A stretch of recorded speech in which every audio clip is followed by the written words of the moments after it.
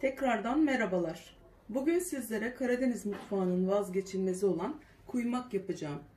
Öncelikle malzemeler: 2 su bardağı rendelenmiş kuymak peyniri, 1,5 su bardağı su, 2 yemek kaşığı mısır unu, 2 yemek kaşığı tereyağı. Ben tereyağında ve peynirde tuz olduğu için tuz kullanmıyorum.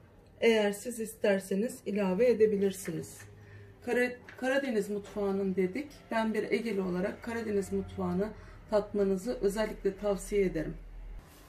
Öncelikle tereyağımızı tavamıza alıyoruz. 2 yemek kaşığı tereyağı.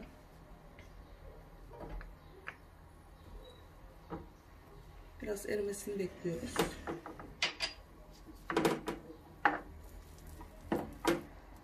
Yağımızı yakmadan eridikten sonra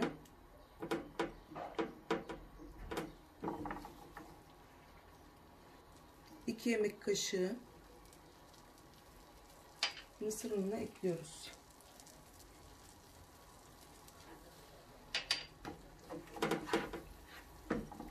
Mısır unumuzu kavuruyoruz.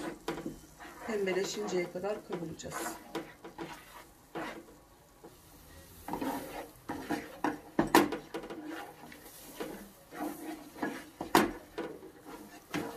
Pembeleşinceye kadar bu şekilde kavuruyoruz tereyağıyla mısır ununu.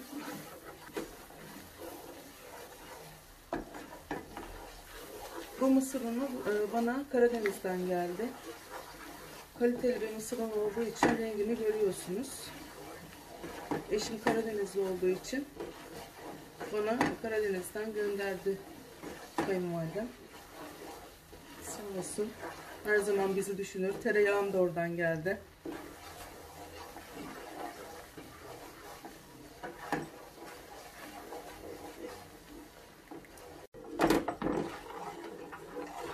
Bir buçuk su bardağı suyumuzu mısır unumuzun, kavrulmuş mısır unumuzun üstüne ekliyorum.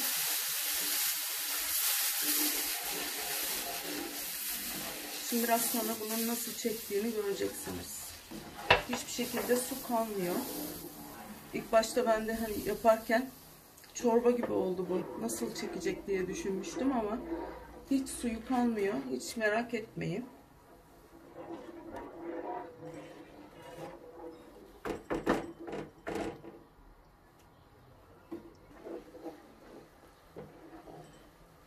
Yavaş yavaş mısır unu çekmeye başladı suyunu ve yavaş yavaş kaynamaya başladı.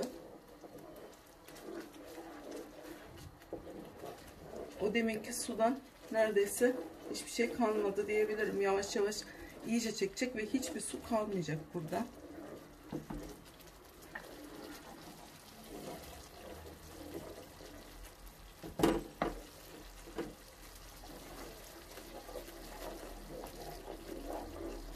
Göz göz olmaya başladı zaten.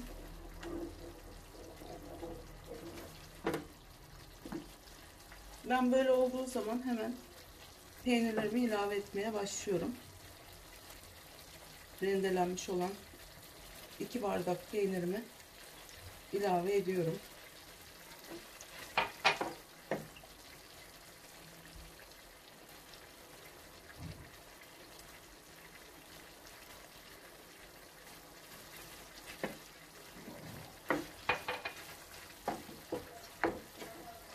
Ben hiç tuz eklemedim dediğim gibi, biraz önce dediğim gibi, ama siz isterseniz damak zevkine göre tuz ekleyebilirsiniz. Peynirler de erimeye başladı.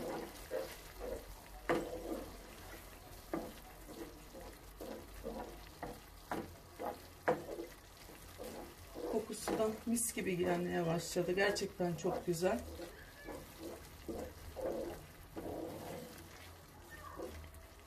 Gördüğünüz gibi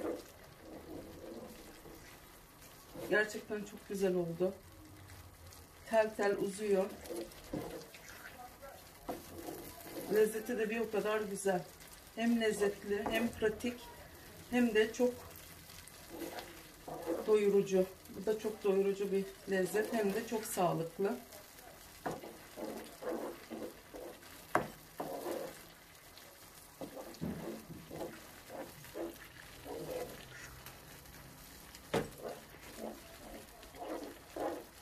Kuymağımız pişti.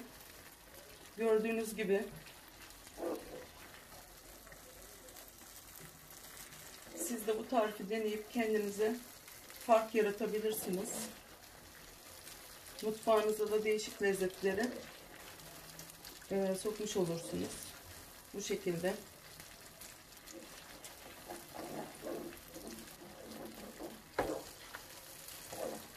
Bu şekilde sunuma hazır. Herkese afiyet olsun. Kanalımızı takip etmeyi unutmayın. Aboneliklerinizi bekliyorum.